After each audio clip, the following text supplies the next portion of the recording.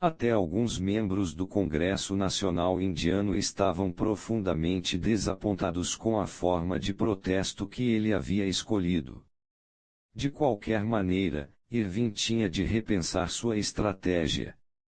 Assediar ou prender este velho santo e seus seguidores, muitos deles mulheres, simplesmente não ia funcionar.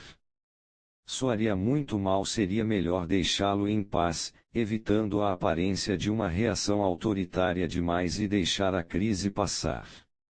No final, a ineficácia de sua campanha deixaria Gandhi um tanto desacreditado, quebrando seu encanto sobre as massas indianas. O movimento de independência poderia se fragmentar ou pelo menos perder o ímpeto, deixando a Inglaterra em uma posição mais forte a longo prazo. Conforme observava os preparativos de Gandhi para a marcha, Irving cada vez mais se convencia de ter escolhido a estratégia certa. Gandhi estava dando ao evento um aspecto quase religioso, como a famosa marcha do Senhor Buda para alcançar a sabedoria divina, ou o recolhimento do Senhor Rama no Ramayana. Sua linguagem era cada vez mais apocalíptica: estamos entrando em uma luta de vida e morte, uma guerra santa, e isto parecia ter ressonância com os pobres, que começaram a afluir em bando para o ashram de Gandhi para escutá-lo falar. Ele chamou equipes de filmagem do mundo inteiro para registrar a marcha, como se fosse um acontecimento histórico importantíssimo. O próprio Irving era um homem religioso e se via como o representante de uma nação civilizada, temente a Deus. Resultaria em crédito para a Inglaterra que ela fosse vista deixando este homem santo intocado em sua procissão até o mar. Gandhi e seus seguidores deixaram o ashram no dia 12 de março de 1930. Conforme o grupo passava de aldeia em aldeia, suas fileiras iam crescendo. A cada dia, Gandhi estava mais ousado. Ele convocou estudantes de todas as regiões da Índia para que abandonassem os estudos e se juntassem a ele na marcha.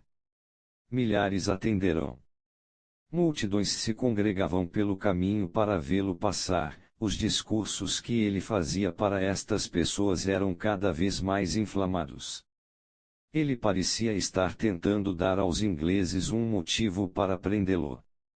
No dia 6 de abril, ele liderou seus seguidores até o mar para se purificarem, em seguida recolheu o sal da praia. A notícia de que Gandhi infringira a lei do sal espalhou-se rapidamente por toda a Índia. Irving acompanhou estes acontecimentos cada vez mais assustado. Estava começando a compreender que Gandhi o havia enganado. Em vez de reagir com rapidez e decisão a esta marcha aparentemente inocente até o mar, o vice-rei havia deixado Gandhi tranquilo, permitindo que ela ganhasse ímpeto.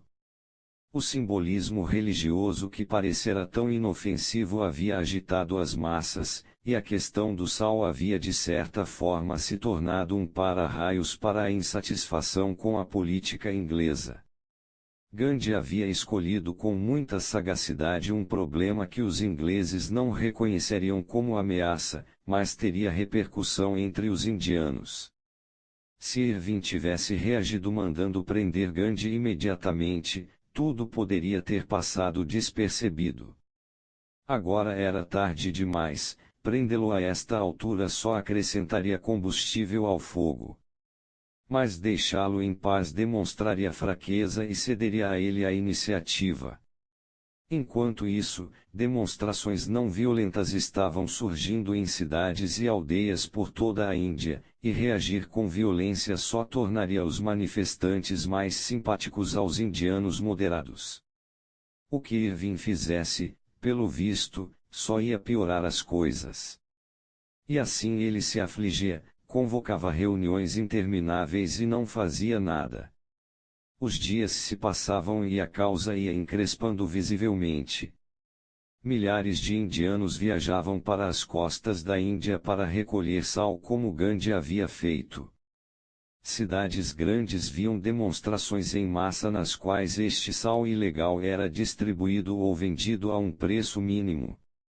Uma forma de protesto não violento gerava outra em um efeito cascata, um boicote liderado pelo Congresso a produtos britânicos, por exemplo. Finalmente, por ordem de Irving, os britânicos começaram a reagir às demonstrações com força. No dia 4 de maio, eles prenderam Gandhi e o levaram para a prisão, onde ficaria durante 9 meses sem ser julgado. A prisão de Gandhi detonou uma conflagração de protesto. No dia 21 de maio, um grupo de 2.500 indianos marchou pacificamente sobre o Dharazana Salt Works do governo, que era defendido por policiais armados indianos e oficiais britânicos. Quando os manifestantes avançaram sobre a fábrica, foram abatidos com porretes revestidos de aço. Instruídos nos métodos de não violência de Gandhi, os manifestantes não tentaram se defender, sujeitando-se simplesmente aos golpes que choviam sobre eles. Aqueles que não foram atingidos continuaram a marcha até que quase todos tivessem levado cacetada. Foi uma cena repugnante com muita exposição na imprensa. Incidentes semelhantes por toda a Índia ajudaram a destruir o último apego sentimental que qualquer indiano ainda tivesse pela Inglaterra. Para encerrar os tumultos crescentes, Irving finalmente foi obrigado a negociar com Gandhi, e, em várias questões, ceder terreno, fato sem precedentes para um vice-rei imperialista inglês. Embora o fim do Raj fosse demorar muitos anos, a Marcha do Sal provou ser o início do fim e, em 1947, os ingleses finalmente saíram da Índia sem uma luta. Interpretação: Gandhi foi um estrategista que sabia disfarçar sua expertise, cuja fragilidade, até aparência de santo, constantemente confundia seus adversários, fazendo com que o subestimassem.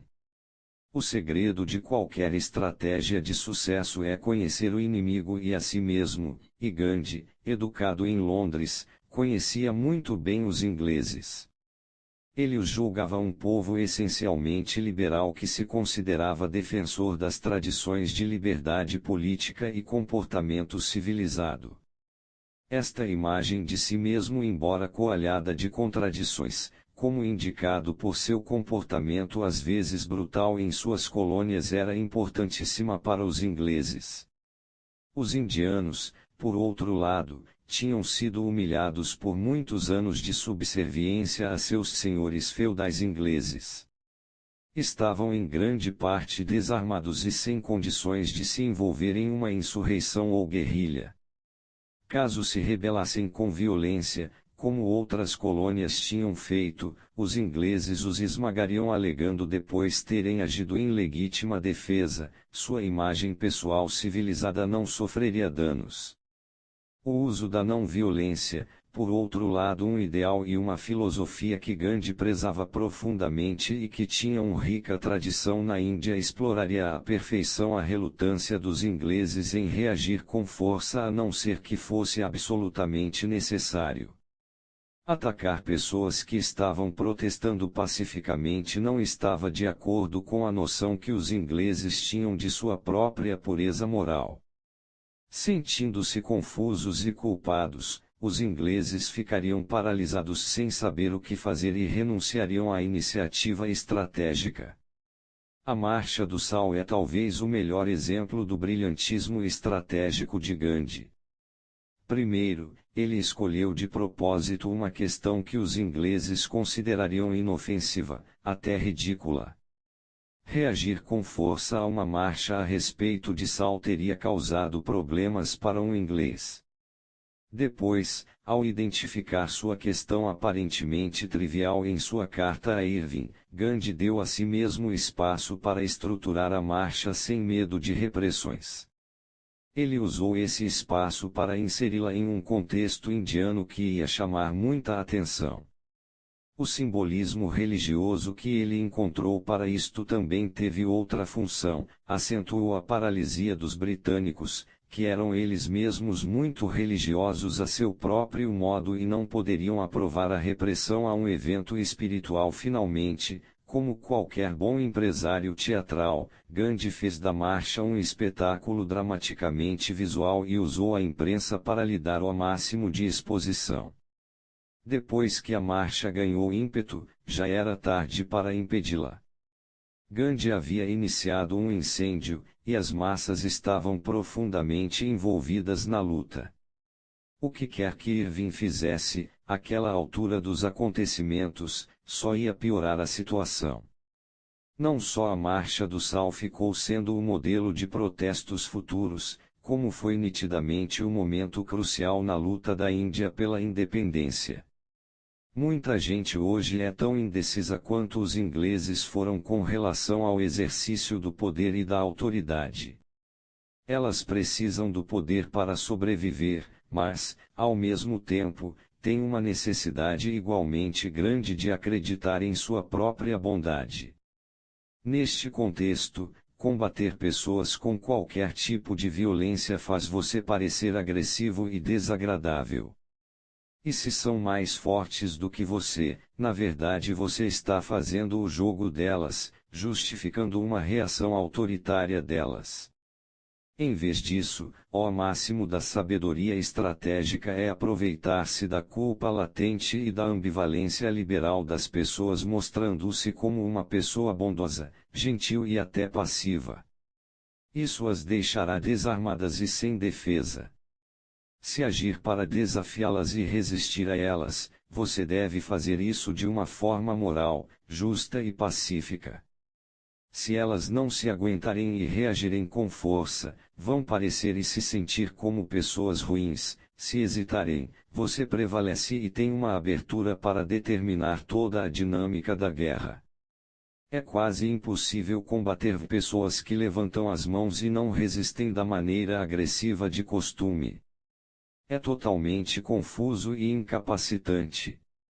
Agindo desse modo, você inflige culpa como se ela fosse uma espécie de arma. Em um mundo político, sua resistência passiva, moralista, vai paralisar o inimigo.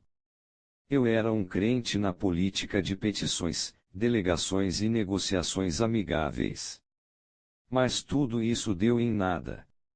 Sei que não é assim que se convence este governo. A rebeldia passou a ser a minha religião. A nossa é uma guerra sem violência. Mahatma Gandhi, de 1869 a 1947.